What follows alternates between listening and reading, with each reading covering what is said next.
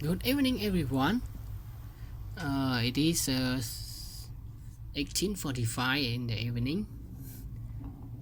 Today, I'm going to show you how to change the battery of this Daikin remote control.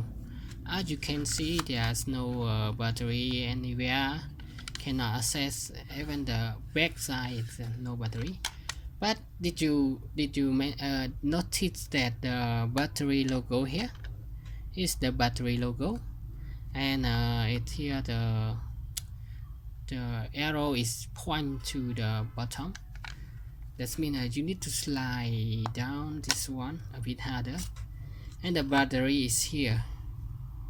For the first time I using this remote control, I don't know too, just playing with it, and you can see. And there are Panasonic battery. It's a triple A side battery, two triple A side battery. Okay, I think you can understand how to insert and replace the old battery to another one. And thank you for your time watching this very short video. I hope this will help you with how to change the battery. And please make sure you subscribe for more video. Thank you and wish you good luck. Bye bye.